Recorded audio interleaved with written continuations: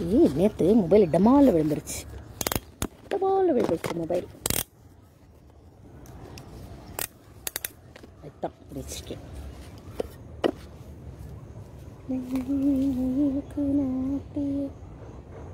கலை சொன்னவள் அந்த மதனின் காதலுக்கு பொருள் சொன்னவள்.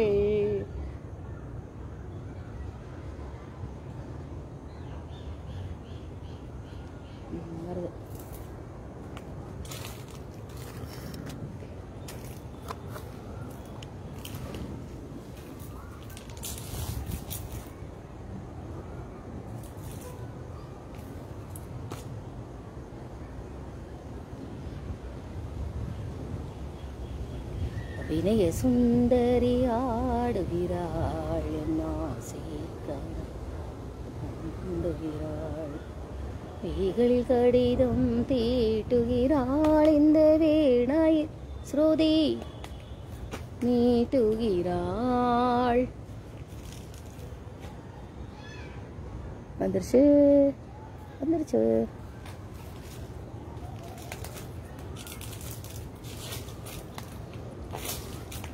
இப்போ ஒலி அறிவை பத்தி ஒருத்தரோட அழுகையோ ஒருத்தர் ஆபத்துல இருக்கும்போதோ ஒருத்தரோட குரல், அந்த குரல் ஒலியினுடைய தன்மையை வச்சுட்டு ஒருத்தர் நம்ம கிட்ட புழுகும் போதே இவன் பொய் சொல்றான், ஒருத்தர் பேசும்போதே இவன் பொய் சொல்றான், எதையோ மறைக்கிறான் அப்படிங்கறது அந்த பேச்சின் தன்மையை வச்சு தெரிஞ்சுக்கலாம்.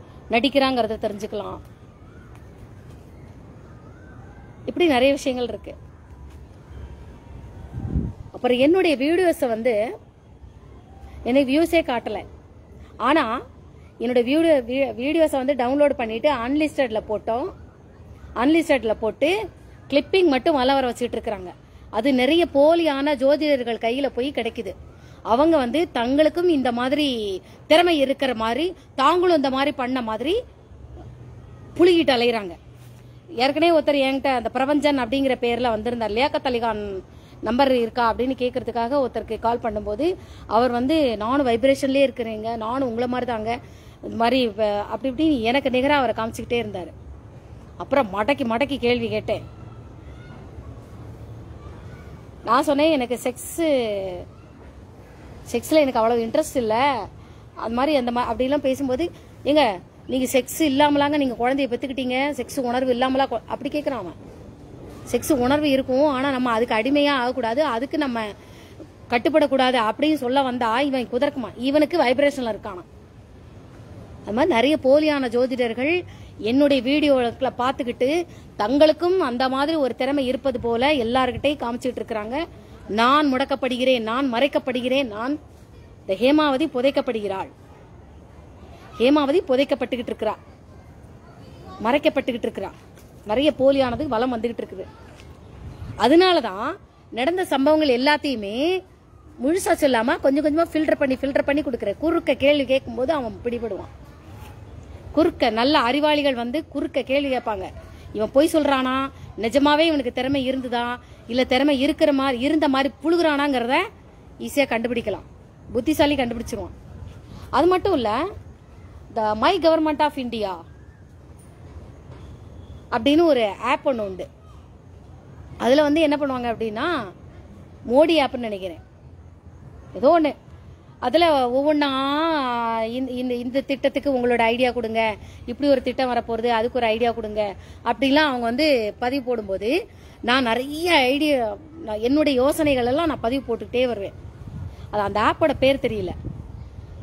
பதிவு போட அது அப்படியே எப்படிதான் காப்பி பேஸ்ட் பண்றாங்கன்னு தெரியல, அப்படியே காப்பி பேஸ்ட் பண்ணிட்டு அவனுக்கு நிறைய லைக் வரும், எனக்கு லைக்கே வராது. அப்படியே லைக் வாங்கிட்டு எல்லாரும் அவனை போட்டு அந்த காப்பி அடிச்சவனை போட்டு அப்ளாஸ் பண்ணிக்கிட்டே இருப்பாங்க. இதுதான் மோடி ஆட்சி, இதுதான் மோடி ஆட்சி, இதுக்கு பேர் தான் மோடியோடைய ஆட்சி. மோடி அமித்ஷா இவங்களுடைய ஆட்சி இந்த லட்சணத்துல இருக்கு. உண்மை எது? கடைசியில் அவனை தான் கூப்பிட்டு அவனை செலக்ட் பண்ணி இருக்கிறாங்க, யார் யாரெல்லாம் என்னோட பதிவு. அப்புறம் அது மட்டும் இல்ல, அதே பதிவுகளை வந்து நான் 4-5 பாஷைகளை போடு. அப்புறம் இன்னொன்னு, ஐயோ அது பேரே மறந்து போச்சே, டெய்லி ஹண்ட் அப்படிங்கிற ஒரு ஆப் இருக்கும். அதுலேயும் நான் நிறைய என்னோட பதிவுகளெல்லாம் அப்படி தமிழில் இங்கிலீஷில் பல பாஷைகளில் சும்மா கூகுளில் போய் டிரான்ஸ்லேட் பண்ணி போடு. ஐடியா என்னோட சொந்த ஐடியா, ஆனால் டிரான்ஸ்லேஷன்ஸ் வந்து மற்ற இதுலேருந்து டிரான்ஸ்லேட் பண்ணி நான் போடுவேன். இங்கிலீஷ் வந்து என்னோட சொந்த கம்போசிங் தான்.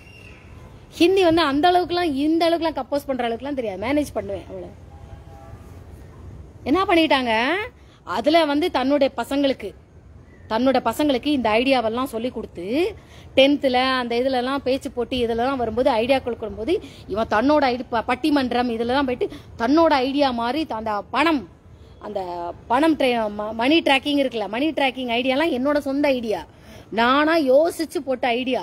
இதை தன்னோட ஐடியா மாதிரி போட்டுட்டு சிலிண்டர் ட்ராக்கிங், சிலிண்டரில் நம்பர் இருக்கும், நான் அந்த நம்பரை சொல்லலை, சிலிண்டர் ட்ராக்கிங் நம்பர். ஏன்னா சில பேர் வந்து சிலிண்டரை வாங்கிட்டு நாங்கள் வாங்கவே இல்லையே அப்படின்னு என்கிட்டலாம் நிறைய ஏமாத்திருக்கிறாங்க. திருப்பி கேட்க போனால் சண்டைக்கார முத்திரை குத்துவாங்க, ஏன் பர்சனலாக நோண்டுவாங்க, ஏன் சங்கர் வீட்டுக்கு வரதில்ல, உன் குழந்தைய நொண்டியா பிறந்திருக்கு அப்படின்னு சொல்லிட்டு பிளேட்டே திருப்புவாங்க அவங்க. அப்போ சிலிண்டர் ட்ராக்கிங்லாம் நான் ஐடியாஸ்லாம் நான் போட்டிருப்பேன், நிறைய ஐடியாஸ் போட்டிருப்பேன். இதெல்லாம் பட்டிமன்றம் அங்கே இங்கே போயிட்டு இந்த மாணவர்கள் என்னோட பதிவுகளை திருடி தங்களோட மாதிரி போட்டு அப்ளாஸ் வாங்கிக்கிட்டு இருக்கிறாங்க. ஏண்டா கை தட்டுறதுக்கு முன்னாடி இந்த பையன் பேசுறானே இவன் சொந்த ஐடியா பேசுறானா, இல்ல யாரும் எழுதி கொடுத்ததை படிச்சுட்டு வந்து பேசுறானா, இல்ல மத்தவங்களோட பார்த்துட்டு வந்து பேசுறானாங்கிற ஜட்ஜ்மெண்ட் கூடவா உங்களுக்கு, ஜஸ்டிபிகேஷன் கூடவா உங்களுக்கு எல்லாம் தெரியல? பார்வையாளர்களுக்கும் சரி, அங்க இருக்கிற ஜட்ஜஸ்க்கும் தெரியும், அங்க பட்டிமன்றமோ ஏதோ அங்க உட்கார்ந்து இருக்கிறவங்களுக்கும் இந்த மாணவனோ இந்த மாணவியோ இந்த நபரோ இந்த ஒரு விஷயத்த சொல்லிட்டு இருக்கிறாங்க அப்படின்னா இது இவனுடைய சொந்த மூல உபயோகமா, இல்ல மத்தவங்களோட சொல்றாங்களா, இல்ல யாரை எழுதி கொடுத்து, அது கூட உங்களுக்கு இல்ல. இதுதான் மோடியோட ஆட்சி, இதுக்கு பேர் தான் மோடியோட ஆட்சி. எத்தனையோ டெக்னாலஜி வந்தாச்சு, அது வந்தாச்சு, நான் எத்தனையோ டெக்னாலஜிக்கெல்லாம் இந்த ஆன்லைன் திருட்டு என்கிட்டயும் 4000 ரூபாய் திருட்டிட்டான், 25,000 ரூபாய் அனுப்புறதா போய் சொல்லிட்டு நான் தெரிஞ்சுக்கிட்டேன் இது போய் இது ஷார்ட்டை இவன் கம்போஸ் பண்ணிருக்காங்கிறது தெரிஞ்சுட்டு நான் வேணும்னே இது பண்ணிட்டு எங்க இருந்து நான் ஆளு யாருங்கிறத நான் கண்டுபிடிச்சாச்சு. ஆனா இப்ப பழி வாங்க மாட்டேன், சமத்திய நேரம் காலம் வரும்போது அந்த நபரை நான் கரெக்டா கண்டுபிடிச்சிருவேன், கையங்களமா பிடிச்சி பைசா வாங்கிடுவேன். அந்த பைசா 4000 ரூபாய் பெரிய இதுல, ஆனா நம்ம இப்படி ஏமாத்துறான் அப்படிங்கறது தெரிஞ்சுக்கணும். அதையும் கண்டுபிடிச்சாச்சு. நீ என்ன ஆப், நீ டெக்னாலஜி கண்டுபிடிச்சிருக்கியே, இது கண்டுபிடிச்சிருக்கிய, அதெல்லாம் திருட்டுத்தனமாக இன்னொருத்தரோட இதை வந்து நீ திருடி தன்னோடது மாதிரி நீ காமிச்ச அப்படின்னா இப்படிதான் போலிகள் வலம் வரும், இப்படிதான் போலிகள் வலம் வரும். அப்புறம் விஜயகாந்த வந்து எல்லாரும் கர்ணன் கர்ணன் கர்ணன் சொல்லிட்டு புகழ்ந்துட்டு இருக்கிறீங்க. விஜயகாந்தோட ஆன்மீக சக்தி அவரோட இயற்கையானதா? அவர் எல்லாருக்கும் வந்து நல்லது பண்ணிக்கிட்டு இருக்கிறாங்க, அது அவரோட இயற்கையான குணமா? அப்புறம் ஈழத்தமிழர்களுக்காக வந்து விஜயகாந்த் போராடினதாகவும் தமிழர் பிரபாகரனுடைய ஞாபகமாகத்தான் தன்னுடைய மகனுக்கு வந்து விஜய் பிரபாகரன் என்று பெயர் வைத்ததாகவும் அப்படின்னு இந்த ஈழத்தமிழ் மக்கள் வந்து அவங்களா கற்பனையிலேயே வானத்துல கப்பல் ஓட்டிக்கிட்டு இருக்கிறாங்க. வானத்துல என்னமோ தண்ணி இருக்கிற மாதிரி அதுல கப்பல் ஓட்டிக்கிட்டு இருக்கிறாங்க. விஜயகாந்தோட முதல் குழந்தைக்கு பேரு விஜய பாரதி. விஜய் அப்படிங்கிற அவனோட பேரையும் பாரதிங்கிற என்னோட பேரையும் சேர்த்துதான் விஜய் பாரதின்னு வச்சான். இந்த விபச்சாரி இருக்காளே, இந்த விபச்சாரி என்ன பண்ணினா, பாரதி என்னோட பேரை கேட்டாலே அவளுக்கு எரிச்சல் வரும்.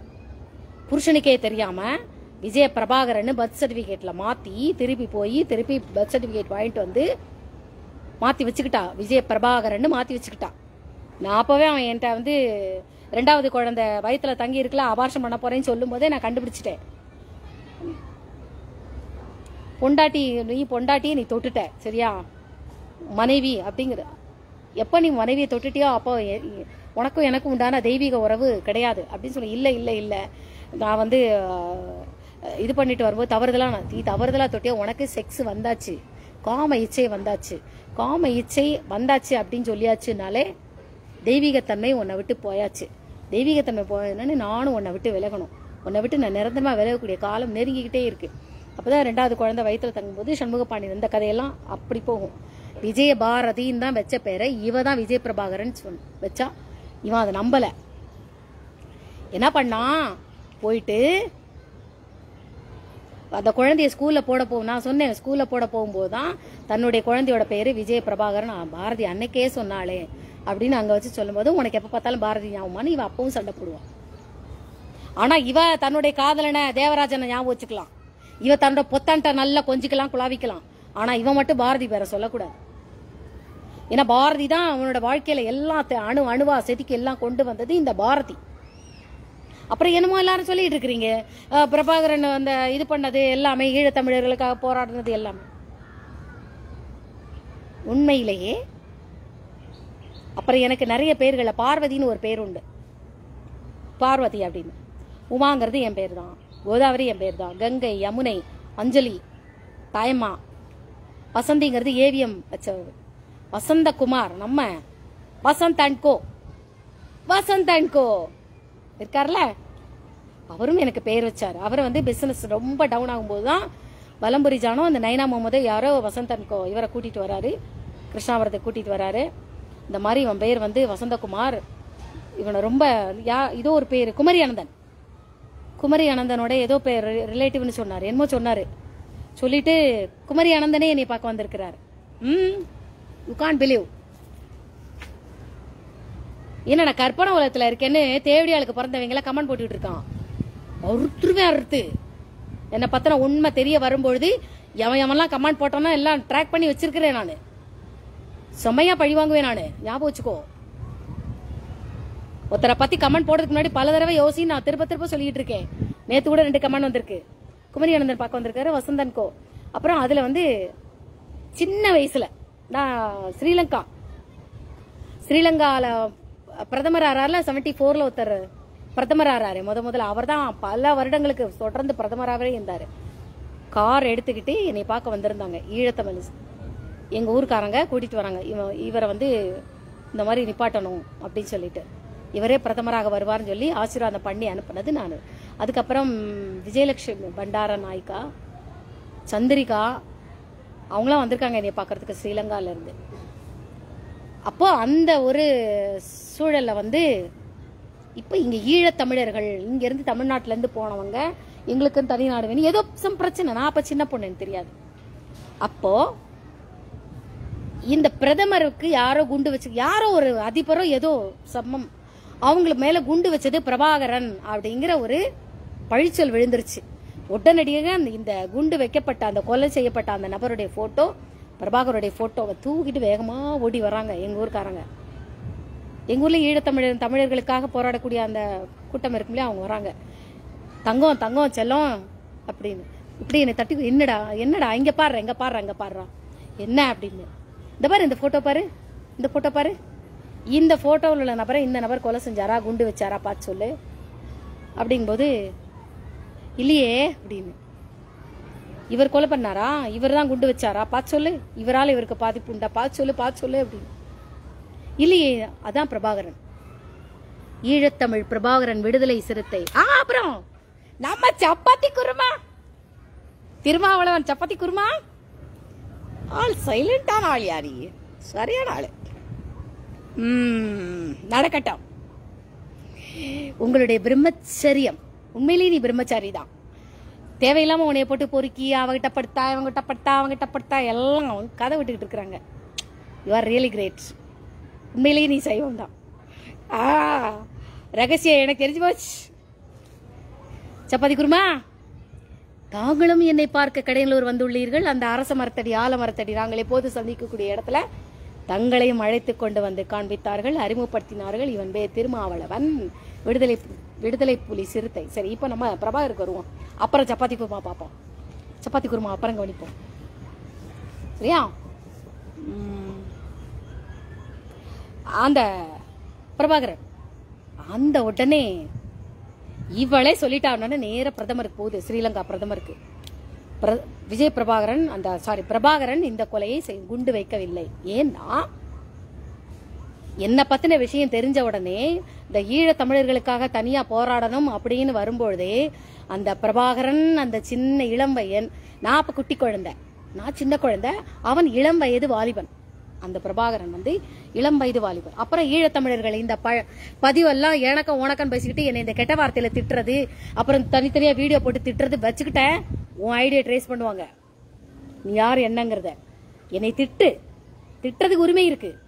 ஆனா என்னை பத்தின உண்மைகள் எல்லாம் நல்லா தீர விசாரிச்சு ஆராய்ஞ்சு எல்லாம் நாள் எடுக்கட்டும். 1 வருஷம் ஆட்டும், 2 வருஷம் ஆட்டும், நாள் எடுத்து அதுக்கப்புறம் என்னை வச்சு செய்யுங்க. சரியா? வச்சு செய்யுங்கன்னா செக்ஸ் இல்ல, இந்த வீடியோ போட்டு திட்டுவீங்களா அந்த வேலையை. சரியா? அப்ப அந்த பிரபாகரன் சின்ன வயசு பையன், என்னை விட ரொம்ப பெரியவர். நான் அப்ப குட்டி பாப்பா. கேட்கும் பொழுது இல்ல இந்த பையன் பண்ணல அப்படின்னு உடனே இந்த விஷயம் பிரபாகர் வரைக்கும் போயிருச்சு. அந்த உடனே பிரபாகரை இது பண்றதை விட்டுட்டாங்க, இவன் குண்டு வைக்கல. ஆனா இந்த நபர்களுக்குள்ளேயே இருக்கிற ஒரு நபர் தான் குண்டு வச்சு எல்லாம் பண்ணி. பிரபாகரன் என்னை முதல்ல சந்திக்கும் பொழுதுலாம் பிரபாகரனுக்கு நான் உபதேசம் செய்தேன். உன்னுடைய தமிழ் மக்களுக்காக நீ போராடு உனக்கு, ஆனால் எந்த காரணம் கொண்டும் நீ எடுக்கக்கூடிய ஆயுதத்தால் அப்பாவிகள் தண்டிக்கப்படக்கூடாது. சம்பந்தமே இல்லாதவன் மேல நீ தாக்கக்கூடிய ஆயுதம் போய் நீ எடுக்கக்கூடிய ஆயுதம் அவங்கள வந்து தாக்கக்கூடாது. அது ஒன்று. அப்புறம் வாகனங்களை எரித்தல், வாகனங்களை கவுத்துதல், வாகனங்களை வந்து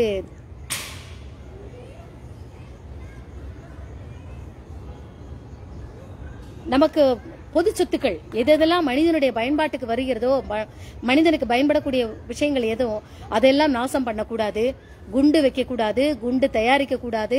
குண்டு வைக்கிறவனுக்கு, குண்டு தயாரிக்கிறவனுக்கும் நீ எந்த காரணம் கொண்டும் தெரிஞ்சோ தெரியாமலோ அறிஞ்சோ அறியாமலோ உன்னுடைய பணமோ உன்னுடைய பொருள் உதவியோ உன்னுடைய ஆள் உதவியோ இல்ல தெரியாத்தனமாவோ அவங்களுக்கு போய் சேரக்கூடாது. இன்றும் நான் எல்லாருக்கும் ஆசீர்வாதம் பண்றேன் அப்படின்னா எச்சரிக்கையோட பண்ணுவேன். தெரிஞ்சோ தெரியாமலோ அறிஞ்சோ அறியாமலோ பாவிகளுக்கு என்னோட ஆசீர்வாதம் போய் சேரக்கூடாது. பாவிகளுக்கு என்னுடைய இது வந்து போய் என்னோட ஆசீர்வாதம் போய் சேர்ந்து அவங்க அதனால என்னுடைய இதனால போய் இது பண்ணாங்கன்னு வரக்கூடாதுங்கிறத நான் ரொம்ப எச்சரிக்கையா இருப்பேன். 1000 குற்றவாளிகள் வந்து தப்பிக்கப்படலாம், ஆனால் எந்த ஒரு நிரபராதியும் தண்டிக்கப்படக்கூடாது. அதுல நான் ரொம்ப எச்சரிக்கையா இருப்பேன். என்கிட்ட வரக்கூடிய போலீஸ் ஆசீர்வாதம் வாங்க வர்றவங்க எல்லாருக்குமே நான் இதைத்தான் முதல்ல சொல்லுவேன். நான் தெரிஞ்சோ தெரியாமலோ தப்பானவனுக்கு நீ துணை போயிடக்கூடாது. ஐயோ நான் தெரியாம பண்ணிட்டேன், அது கூட நடக்கக்கூடாது. அதுல நீ எச்சரிக்கையாயிரு. இறைவனை பிரார்த்தனை செய்யும் போதெல்லாம் எனக்கு அது வேணும் இது வேணும் இது வேணும் பொருள் வேணும் அது வேணும் கேட்காத. இறைவா இவன் தப்பானவன் என்று இருந்தால், எந்த ஒரு நபனோ தப்பானவன் என்று இருந்தால் நான் அவனுக்கு துணை போக கூடாது. அந்த வரத்தையும் நீ ஆண்டவன்ட்ட கேட்டு வாங்கன்னு தான் எல்லார்கிட்டையும் நான் சொல்லுவேன். அப்ப பிரபாகரனுக்கு நான் உபதேசம் பண்றேன். உபதேசத்துல நிறைய விஷயங்கள் சொல்லியிருக்கிறேன். அதனால பிரபாகரன் இந்த குண்டு வைக்க மாட்டான் அப்படிங்கிற நம்பிக்கை இருந்தது. அதே மாதிரி குண்டு வைக்கவில்லை.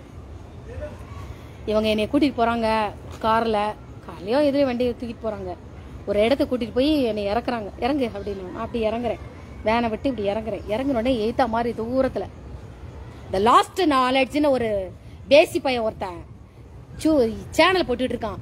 அதுல 2 பொறுக்கிங்க, ஒரு வேசி ஸ்ரீதேவிங்கிற ஒரு தேவடியாலும் ஒரு பச்சை விபச்சாரியும், அதுக்கப்புறம் அந்த சம்பத்து, இந்த சத்தியமூர்த்தி, இன்னும் ஒரு 5-6 கும்பல். பொறுக்கி கும்பல்னா பொறுக்கி கும்பல், பச்சை பொறுக்கி கும்பல்.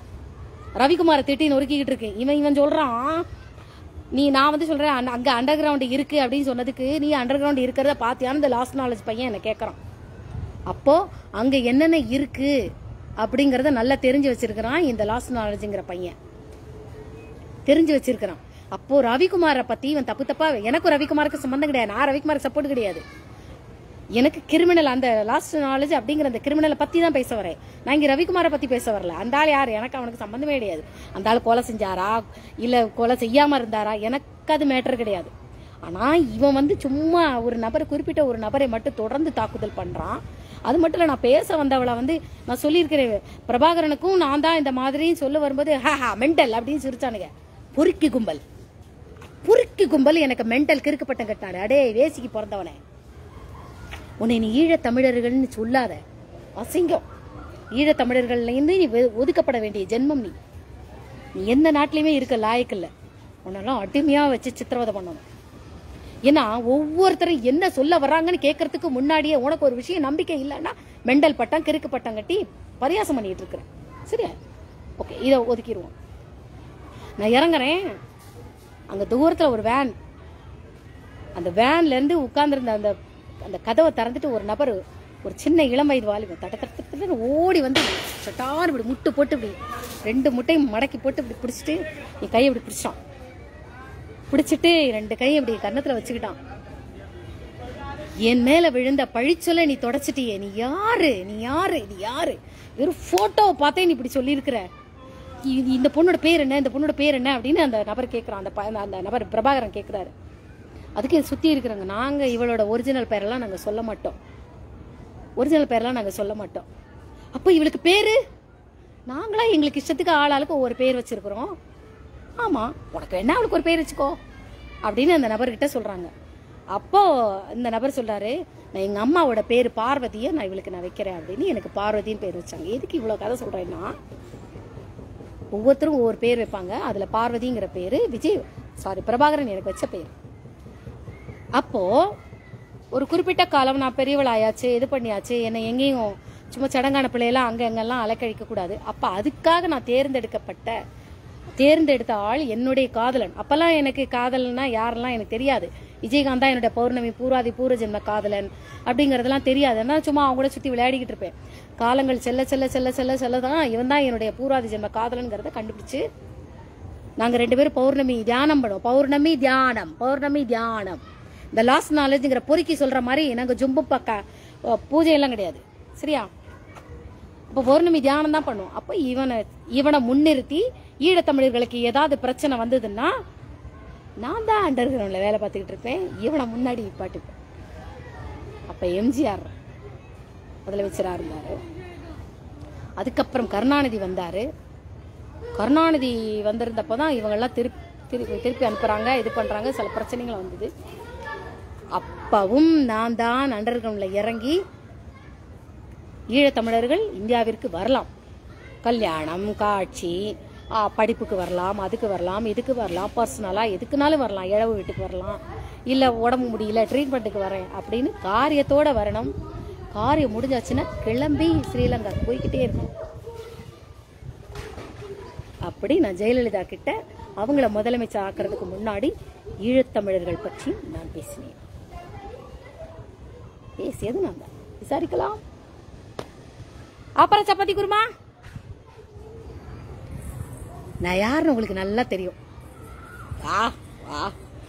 எனக்கு தான் அம்னீஷியா, நான் தான் எல்லாத்தையும் மறந்துட்டேன். You are really great chapati kurma, you are really great. Okay, next இப்போ எதை பற்றி சொல்ல வந்து குரலை வச்சும் நம்ம கண்டுபிடிக்கலாங்கிற சப்ஜெக்டுக்கு இப்போ நான் வரேன். இந்த விஜய் பிரபாகரன் அப்படிங்கிற பேர் வந்து பிரேமலதாவாக வச்ச பெயர். அதுல ஒரு பையன்ட்ட ஒரு பேட்டியில வந்து நீங்க பிரபாகரன் பேர் வச்சது நீங்க எங்க தலைவரோட பேர், அதுக்கு விஜயகாந்த் இவ்வளவுதான் இப்படிதான் ஆட்டியிருப்பான். அதுக்கு என்ன அர்த்தம்னு உங்களுக்கு புரியலையா? அந்த உடனே இந்த நெறியாளர் என்ன பண்ணுவாரு, டக்குன்னு பிளேட்டை திருப்பிக்கிட்டு அவர்கிட்ட பேசுவாரு. பேச்சு பிளேட்டை அந்த ஒரு அம்மா வந்து கேக்குது, நீங்க எங்க தலைவரோட பேரு பிரபாகரன் பேர் தானே உங்க பையனுக்கு வச்சிருக்கிறீங்க. இப்படி என்னமோ சொல்ல வந்து அப்படின்னு இருப்பாரு. அது சமாளித்தல். இந்த பிரபாகரன் பேர் வச்சது மாத்துனது நம்ம பிரேமலதா. அவ பண்ணாத அநியாய அட்டோடி எதுவும் கிடையாது. அவங்க 2 பேரும் சிறந்த தம்பதிகளாமே. வா பிரமாதம். உலகத்தை பொறுத்த வரைக்கும் போலியை தான் நம்பும், உண்மையை நம்பாது. நீ எந்த அளவுக்கு நீ போலியை நம்புறியோ அதேதான் உன் வாழ்க்கையும் உனக்கும் அதுக்கேற்ற பலன் தான். பணமா இருக்கட்டும், பொருளா இருக்கட்டும், உன் வாழ்க்கையினுடைய எல்லாமே இருக்கட்டும், நீ போலியை நம்பினா உனக்கும் போலியானதுதான் எல்லாமே கிடைக்கும். சரியா? சரி, இப்போ நான் அல்லமி ஸ்கூல்ல டீச்சர் வேலைக்கு இப்போ ஒலியை பத்தி பேச வரேன். எனக்கு கிறுக்கு பட்டம், மெண்டல் பட்டம், மனநோயாளிலாம் கட்டிக்கிட்டு இருக்கீங்களே, வேசிக்கு பிறந்தவங்களே, எங்க சுத்தி எங்க வந்தாலும் நான் பாயிண்ட்ல கரெக்டா வந்து நிக்கிறேன். நான் சொல்லக்கூடிய விஷயங்கள் உனக்கு நம்பிக்கை இல்லாம இருக்கலாம், நீ நம்பணும். கண்ட வேசிக்கு பிறந்தவெல்லாம் நம்பணும்னு அவசியம் இல்லை. நல்ல சிந்தனை உள்ளவர்களுக்கு என்னோட பதிவு போய் சேரட்டும். சரியா? ஒருத்தன் வந்து போலியா உண்மையா அப்படிங்கிற ஆராய்ச்சி கரெக்டா நீங்க கண்டுபிடிங்க. நிறைய டெக்னாலஜிஸ் எல்லாம் மிஸ்யூஸ் பண்ணப்பட்டிருக்கு. ஒரிஜினல் டெக்னாலஜி அறிவு, நான் எழுதின பதிவுகளின் அர்த்தம் வேறு, இவங்க அதை புரிஞ்சுக்கிட்டு குண்டக மண்டகன்னு ஆப் தயாரிச்சது வேறு. தப்பா புரிஞ்சுக்கிட்டு ஆப்பை கொண்டு வந்திருக்கிறாங்க. நான் சொல்ல வந்த விஷயம் வேறு. எப்பவுமே என் ரூட்டை யாருமே புரிஞ்சுக்க மாட்டாங்க. நான் ஒரு ரூட்ல போவேன், இவங்க ஒரு ரூட்டை புரிஞ்சுக்கிடுவாங்க. என் ரூட்ல வரவே மாட்டாங்க, இவங்க ரூட்டுக்குள்ள என்னைய கூப்பிடுவாங்க. சரியா? இப்போ ஒலியறிவு சொல்லிட்டு நாளைக்கு டி ராஜேந்திர பத்தி பேசுவாரு நிறைய. அப்போ இப்போ 3 நாளா எனக்கு யார் யாரெல்லாம் காட்டுது, தலைவாசல் விஜய் வந்ததா காட்டுது. அப்புறம் நம்ம உபால்டு இருக்கார்ல, டிசைன்ஸ் உபால்டு அப்படின்னு வரும். அவர் தான் எனக்கு தாயம்மான்னு பேர் வச்சாரு. அவருக்கு சில பிரச்சனைகள் இருந்தது. அப்புறம் இந்த ஜெமினி ரெட்டையர்கள் என்னோட திரும்ப 2 ரெட்டையர்கள் இப்போ படம் ஓட்டுறவர் சொல்ல, என்ன என்னை கூப்பிட்டு விட்டியா அப்படின்னு நான் கேட்டேன். ஆமா அந்த மாதிரி ஜெமினி ரெட்டையர்களை நீ பார்த்துருக்கியா, படம் அந்த ரெட்டையர்கள் படம் வரும்ல, ஆமா அவர் உன்னை பார்க்க வந்திருக்கிறாரு. அப்படியா அப்படின்னு டக்கு டக்கு படியில் ஏறி அவரை சந்திப்பேன். அது மட்டும்தான் இப்போ காட்டுது. அதுக்கப்புறம் இனிமேல் ஏன்னா ஒட்டு மொத்தமாக அது அப்படியே புள்ளியாக தான் காட்டும். கொஞ்சம் கொஞ்சமாக அது நடந்தது என்ன அப்படிங்கிற பார்க்கக்கூடிய உலகத்தில் நான் இருக்கிறேன். ஒவ்வொருத்தருக்கும் ஒவ்வொரு மனிதனுடைய மூளையிலையும் நடந்தது என்ன அப்படிங்கிற பார்க்கக்கூடிய அறிவு இருக்கும். அது உங்களுக்கு இல்லைன்னா அப்படி ஒரு விஷயமே இல்லைன்னு இருந்தால் நான் சொல்லிட்டு இருப்பேனே. எனக்கு பிசிக்ஸே மண்டையில் ஏறாது. அதனால பிசிக்ஸே யாரும் படிக்கக்கூடாதுன்னு ஒரு காலத்தில் பைத்தியம் மாதிரி சொல்லிட்டு இருப்பேன் சின்ன குழந்தையில. அது கூமுட்ட வயசு. ஆனால் இப்போ நீங்கள் சொல்லிட்டு இருக்கீங்க நல்ல விவரமான வயசு.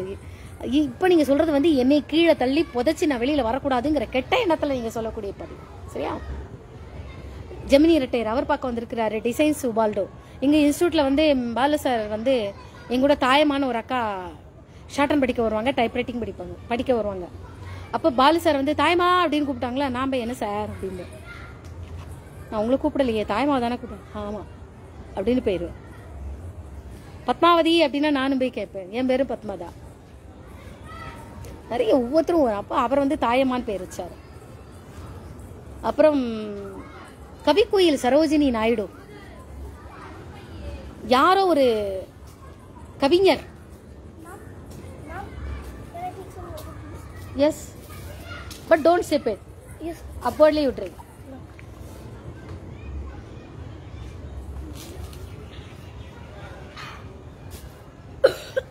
அப்போ உபால்டு வந்து எனக்கு வச்ச பெயர் தாயம்மா. அடுத்தது வந்து சரோஜினி யாரோ ஒரு கவிஞர் என்னை பார்க்க வந்திருந்தாரு. யார் கூட வந்திருந்தப்போ அழகர் சுவாமி நாயுடு இருக்கார்ல, விஜயகாந்தோட அப்பா, அவர் வந்து என்னை சித்திரை திருவிழாக்கில் என்னை கூட்டிட்டு போவார். அந்த யானைக்கு ட்ரெஸ் எல்லாம் பண்ணி விட்டுருப்பாங்களா, இப்படி யானையோட முகத்துக்கெல்லாம் நல்லா இதெல்லாம் கட்டி அலங்காரம் பண்ணி எல்லாம் பண்ணியிருப்பாங்க இல்லையா. அவங்களுக்கு வந்து அந்த இதெல்லாம் எனக்கு அழகர் சாமி நாயுடு கூட தான் அவர் தான் என்னை கூட்டிகிட்டு போவார். எங்கள் பாட்டிகிட்ட சொல்லிட்டு பாட்டியோட பெர்மிஷனோட அத்தை பாட்டியோட பெர்மிஷனோட என்னை கூட்டிகிட்டு போவாங்க சித்திரை திருவிழாக்கு. முதல்ல நான் சித்திரை திருவிழாக்கு போக ஆரம்பித்தது அழகர் சாமி நாயுடு கூட.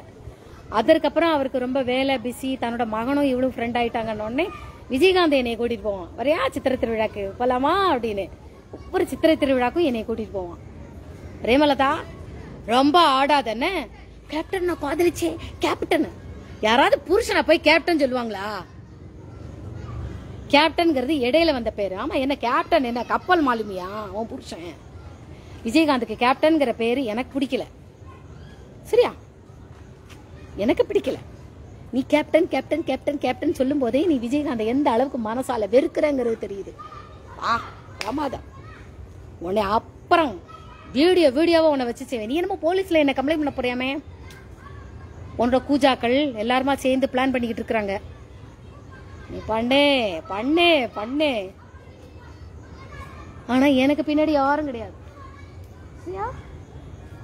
எனக்கு பின்னாடி யாரும் கிடையாது. பணபலம் இல்லை, படைபலம் இல்லை, ஆள் பலம் இல்லை. சரியா? ஒண்ணும் கிடையாது. எந்த கேப்டனை உன்னை காதலிச்சான் புளிக்கிட்டு அலைகிறியோ அந்த கேப்டனோட ஆவி ஆத்மா என் கூட இருக்கு. எனக்கு அது போதும். நீ எந்த அளவுக்கு நீ சித்திரவதை பண்ணினங்கிற அந்த ஆத்மா நிரூபிக்கும். சரியா? தெய்வம் நின்று கொள்ளும். காலச்சக்கரம் சுத்துகின்றது. சரியா? இதுக்கு பேரு ஒவ்வொரு படத்திலும் எங்கிட்ட இருந்து சக்தியை வாங்கிட்டு போனதுக்கு அப்புறம் இந்த ஆக்ஷன் வரும். இதுக்கு பேரு காலச்சக்கரம். எப்படி ரவுண்ட் அடிச்சா என்ன அர்த்தம்? கொஞ்சம் பின்னோக்கி செல்வோமா, பழசை மறந்து விடாதே. புனரபி ஜனனம் புனரபி மரணம். நீ செய்த பாவங்கள் புண்ணியங்கள் எல்லாம் நீ பின்னோக்கி பார், அது உன்னை தொடரும். இப்படித்தான் நான் எல்லாருக்கும் ஜோசியம் சொல்லும்போது இந்த ஆக்ஷன்ல தான் சொல்லுவேன். தலைவாசல் விஜய் காட்டுது, சத்யராஜ் மோகன்லாம் காட்டுது, ராஜீவ் சந்திரசேகர், தியாகு, அப்புறம் நிறைய பேர் வந்திருக்காங்க. ஷூ இப்பதான் பாத்துக்கிட்டு இருக்கிறேன் நான். எல்லாரும் வந்திருக்கிறாங்க. இனிமேதான் கொஞ்சம் கொஞ்சம் கொஞ்சமா என்னன்னு கவனிக்கணும். நானா கவனிச்சேன்னா என்ன மண்டை காயுது, உடம்ப படுத்தி எடுக்குது எனக்கு. அதனால நினைவுகள் தானாக வரும்போது நானா வந்து சொல்லுவேன். இப்ப டி ராஜேந்தர், பாக்கியராஜ், பாலு மகேந்திரா, இவங்க எல்லாருக்கும் திருப்பு முனை நான் தான். சரியா? கேட்கலாம். நீ மயிலுக்கு நாட்டிய கலை சொன்னவள் யார் கால் பண்ணியிருக்கா? சாந்தி மேடம்.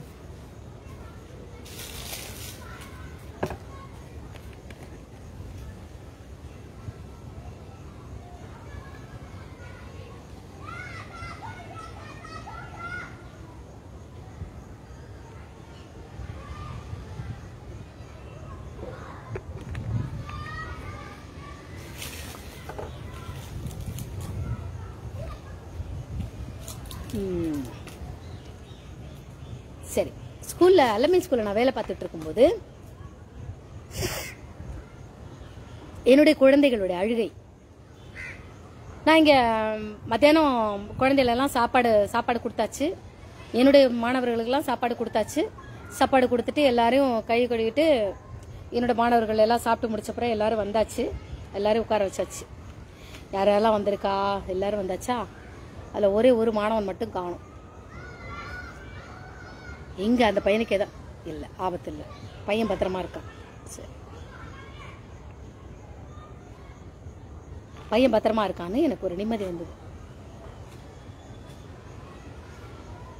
அப்போ இந்த பசங்களெல்லாம் உட்கார வைக்கிறேன். எல்லாத்தையும் உட்கார வச்சுட்டு, இவன் சுல்தான் மெய்தீன் எங்க போனா?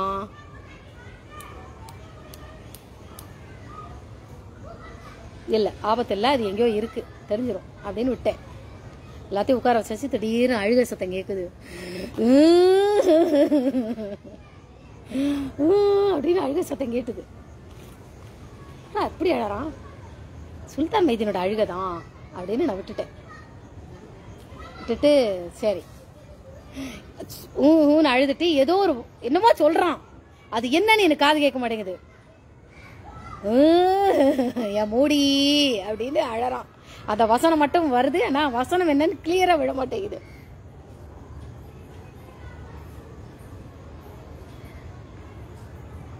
What does he want? Why he is roaming here and there?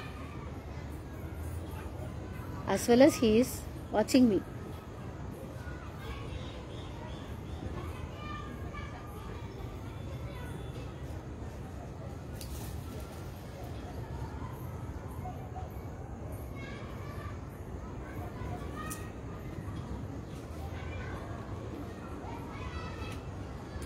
அழற சத்தம் கேட்குது. கேட்ட உடனே டி பார்க்குறேன். அழறான். ஓ, தேவையில்லாமல் அழறான். அப்புறம் என் வரிசை எல்லாரையும் உட்கார வச்சுட்டு மெதுவா பக்கத்தில் ரேவதி டீச்சர் போய், டீச்சர் இந்த சுல்தான் மைதீன் அழற சத்தம் கேட்குது, நான் போய் அவன் எங்கே இருக்கானா பிடிச்சி இழுத்துட்டு வரேன் அப்படின்னு உடனே ரேவதி டீச்சர், ஆமாம் உன் பசங்க அழுதா பத்திரி அடிச்சுட்டு ஓடுவியே, எவ்வளோ நேரம் அழுதுட்டு இருக்கான்? அது ஒரு 10 நிமிஷமாக அழுதுட்டு இருக்கான் அப்படின்னு. 10 நிமிஷமா அழுதுட்டா நீ பதறாம ரொம்ப கூலா இருக்க? ஆமா அப்படின்னு. ஆமா, சரி என்னோட பிள்ளைகளை கொஞ்சம் பார்த்துக்கோங்க, நான் போய் அவனை இழுத்துட்டு வரேன். இழுத்துட்டு வரியா? ஆமா, தேவையில்லாம அழுதுட்டு இருக்கான், அந்த வரேன். சிரிப்பு வந்தது. என்னையம்மா உன் பசங்க அழுதான்னா காணும் அப்படின்னா பதறிட்டு போவே, நீ ரொம்ப சிரிச்சுக்கிட்டே போற, உங்களுக்கு தெரியாதுக்கா அப்படின்னு இந்த பசங்களெல்லாம் வான் பண்ணுங்க. வேணா அது இடத்த விட்டு எந்திரிச்ச, இன்னைக்கு 7 மணிக்கு தான் உங்களுக்கு வண்டியை விடுவேன், யாரும் வேனில் கிடையாது, பேரண்ட்ஸ்லாம் உங்களை கூப்பிடாதவங்கன்னா வாசலே நிப்பாட்டி வச்சிருவேன், எந்திரிச்சேன்னா இன்னைக்கு வீட்டுக்கு கிடையாது அப்படின்னு எல்லாரையும் குழந்தையில உட்காந்துருக்கணும் அப்படின்ட்டு போயிட்டேன். நான் போய் சுல்தான் மைதீன் போய் கூப்பிட்டு வரேன் அப்படின்னு போகிறேன். இப்படி 4 ஸ்டெப் கீழே இறங்கி போவேன். அப்போ குமுதா டீச்சரோட குரல் கேட்குது. குமுதா டீச்சர் வந்து அவங்ககிட்ட அந்த பையன்கிட்ட பேசுகிறான், ஏதோ பேசுகிறான். பேசின உடனே அவனே இவனோட அழுகை இன்னும் கொஞ்சம் சத்தமாக அழறான், ரொம்ப சத்தமாக அழறான். அழறான், இன்னும் கொஞ்சம் சவுண்டு கூடுது. என்னது இது அப்படின்னு குமுதா டீச்சர் வேறு அவன்கிட்ட பேச்சு கொடுக்குறாங்க. இவன் ஏதோ பதில் சொல்கிறான். அதுக்கப்புறம் அழுக கூடுது. சொல்லிட்டு இப்படி கீழே இறங்குறேன். இறங்கின உடனே இப்படி இறங்கி போகான்னு சொன்னேன். ரேவதி டீச்சர் அங்கே வேகமாக வந்துச்சு. ஹேமா பையன் இவ்வளோ அழுது நீ கூலா போறியே ஏன் அப்படின்னு பின்னாடியே வருது. நான் செக் பண்ணதுக்கு தான் நான் வரேன் அப்படின்னு இந்த ரேவதி டீச்சர் வராங்க. ஏத்த மாதிரி குமுதா டீச்சர் அவன்கிட்ட பேசி கொடுத்துட்டு இப்படி டர்ன் பண்ணி வராங்க. வந்துட்டு ஹேமா என்ன பதறி வேக வேகமாக வராங்க. என்னங்கம்மா உன் புள்ள அங்கே அழுதுகிட்டு இருக்கு, நீ கூலா வர, உனக்கு பதறவே பதறாதா அப்படின்னு. ஆமாம் நீங்கள் கூட என்னமா அவன்கிட்ட பேசிட்டு இருந்தீங்களே அப்படின்னு. ஆமாம் உனக்கு பதட்டமே இல்லையா கொஞ்சம் கூட அப்படின்னு கேட்டாங்க. இல்லையே அப்படின்னு. நீ ரேவதி டீச்சர் நானும் அதான் கேட்டேன், இப்பவுமே பதறி அடிச்சுட்டு ஓடுவாளே இவங்க கூலா இருக்கா அப்படின்னு. என்ன அவன் தேவையில்லாம அழுதுட்டு இருக்கான் அப்படி, அர்த்தமே இல்லாம அழறான், அழட்டோன்னு நானும் விட்டுட்டேன் அப்படின்னு. அப்படி குமுதா டீச்சர் ஆமா ஏமா அவன் தேவையில்லாம தான் அழறான் அப்படின்னா. எப்படி ஏமா நீ சொல்ற அப்படின்னு. அவன் அழுகையில அர்த்தமே இல்லை, சும்மா பயந்துகிட்டு என்னத்தையோ அழுதுகிட்டு இருக்குது, அதனால சரி அழட்டோன்னு நானும் விட்டேன். சரி ஏமா உனக்கு சொல்லும் போதே சிரிப்பு வருது அப்படின்னா. இல்ல அந்த நடந்த சம்பவமும் அந்த அழுகையும் எனக்கு இப்பவே சிரிப்பு வருது அப்படின்னு. சம்பவத்தை பார்க்காமலே நீ சிரிக்கிற, நான் என்ன நடந்துச்சு சொல்லவா அப்படின்னு குமுதா டீச்சர் கேட்டாங்க. என்னது அப்படின்னு. ஏமா நாங்கள் 5ஆம் கிளாஸ் பிள்ளைகள் பாடம் எடுத்துக்கிட்டு இருந்தேன், இந்த இவனோட அழுகை சத்தம் கேட்டுச்சு, என் மூடி அப்படின்னு. சரி என்னடா இது இப்போ எட்டி பார்த்தா அது ஏமா டீச்சர் கிளாஸ். அவனோட சுல்தான் மைதினா யாரோ அவனோட முகைதீன் பிச்சை அவனோட அண்ணன் பெரியம்மா பையனும் யாரோ சித்தப்பா பையனும், இது சுலைமான் டிம்பர் டிப்போட அண்ணன் பையன். அது முகைதீன் பிச்சை இது எங்கள் சித்தப்பா பையன் அழுதுகிட்டு இருக்கான். அவனும் கண்டுக்காமல் பேசாமல் உட்காந்துட்டான், அவன் வேலை இல்லை அப்படி. குழந்தைகள் கீழே விழுந்தது, யாராவது அடிச்சுட்டாங்க வச்சுட்டாங்கன்னா நம்ம போய் ஓடி போய் காப்பாற்றலாம். இது தேவையில்லாமல் அழுது அழட்டும் அப்படி விட்டான். டீச்சர் வந்தா என்னடா அழுதுட்டு இருக்க, ஏமா என்னடா அந்த வரக்கானோம், என்னடா அழுதாங்கன்னா ஏமா அங்கேருந்து ஓடி என்னன்னு வந்து பார்த்தா என் மூடி அப்படின்னா. அது குழந்தைகள் அதாவது அல்லமீஸ்க்குள்ள ஒரு நல்ல ப்ளஸ் பாயிண்ட் உண்டு. இந்த சின்ன சின்ன குழந்தைகள் எல்கேஜி யூகேஜி குழந்தைல குட்டியாக இருக்கும் இல்லையா, அதுக்கு தக்கன இவங்க வந்து வாஷ் பேசின் வந்து ரெடி பண்ணியிருப்பாங்க. குறைஞ்ச உயரத்தில் அந்த தொட்டி மாதிரி அரேஞ்ச் பண்ணியிருப்பாங்க. அந்த கீழே சாக்கடை மாதிரி குட்டியாக ஓடும். குழந்தையில தானே கையெலம்பிட்டு தானே அந்த டிஃபன் பாக்ஸே அலம்பிக்கலாம், அலம்பிக்கலாம், குட்டியாக இருக்கும். இந்த பையன் என்ன பண்ணியிருக்கான், டிஃபன் பாக்ஸ் ஆரம்பரே நான் மூடி உள்ள விழுந்துருச்சு. இவன் என்ன பண்ணியிருக்கான், என் மூடி அப்படின்னு அழுதுருக்கான். அது ரொம்ப நேரமாக அழுதுருக்கான். அதுதான் என் காதில் வந்து விழுந்துச்சு. இவன் தேவையில்லாமல் அழறான், நான் பேசாமல் விட்டேன். நீ குமுதா டீச்சர் இப்படி பார்த்துக்க, எதுக்குடா அழற, என் மூடி காணும். ஏன்டா சரிடா மூடி தானடா விழுந்திருக்கு, இதான் இருக்கு உன் கிளாஸு, நீ போய் உங்கள் மிஸ்ட்டை சொன்னா ஏமாட சொன்னா ஏமா மிஸ் வந்து எடுத்து கொடுப்பாங்கல்ல அப்படின்னு சொல்கிறாங்க. இவங்க ஏதோ பேசுகிறாங்க, அது மட்டும் காதை ஏட்டுச்சு. அதுக்கு இவன் சொல்கிறான், அதுக்குள்ளே யாராவது மூடியை எடுத்துகிட்டு போயிட்டாங்கன்னா அப்படின்னு. அதுக்கு டீச்சர்ஸ் பேட்டா டப்பா உங்ககிட்ட இருக்கும், மூடியை யாரா எடுத்துட்டு. டீச்சர் சொல்லிட்டு இரு சொல்லிட்டு இந்த மாதிரி நீ மூடின்னு சொல்லி அழுதுனாலதான் ஹேமா காதுல விழல அப்படின்ட்டு அவன் கையில உள்ள டப்பா இருக்குல்ல, டப்பா போட்டீங்க தொடில போட்டுச்சு, போட்டுட்டு டப்பாக்கும் சேர்த்தாழு, டப்பாக்கும் சேர்த்தாழு, அப்போ அதை ஏமா வராளான்னு பார்ப்போம் அப்படின்னு டப்பா போட்டுச்சு. இவன் ஐயோ என் டப்பா, ஐயோ என் மூடினால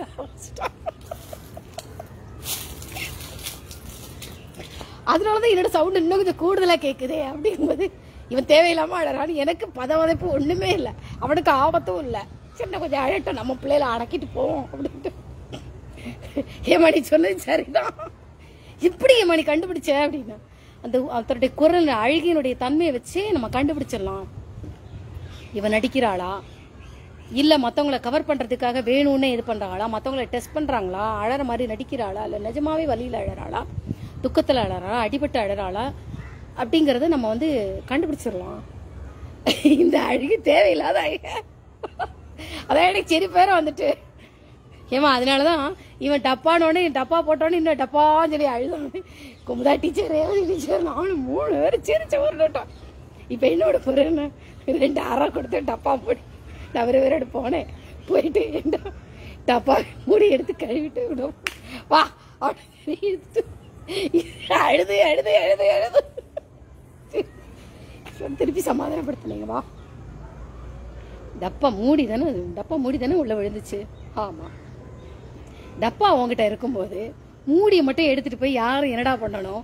நீ என்னைய வந்து கூப்பிட்டுருந்தா நான் எடுத்து கொடுத்துருக்க மாட்டேனா? இல்லைங்க, பக்கத்துல இப்படி குமுதா டீச்சர் இருக்காங்க, டீச்சர் என் டப்பா விழுந்துருச்சு, நீங்க யாரையா கூப்பிட்டா எடுத்து கொடுக்க மாட்டேன். அது கேட்டா அப்படி எழுதிட்டு இருக்கா, சிரிச்ச வயிறு ஒழிச்சு மாதிரி குரலை வச்சு நம்ம கண்டுபிடிச்சிடலாம். இது ஒரு உதாரணம். இப்ப வர நான் என்னுடைய வாழ்க்கையை எல்லாம் மறந்து எல்லாம் பண்ணிட்டு இன்னொன்னு குரல் வந்து வச்சு கண்டுபிடிக்கலாம். பத்மா, சத்துணவு பொண்ணு பத்மா.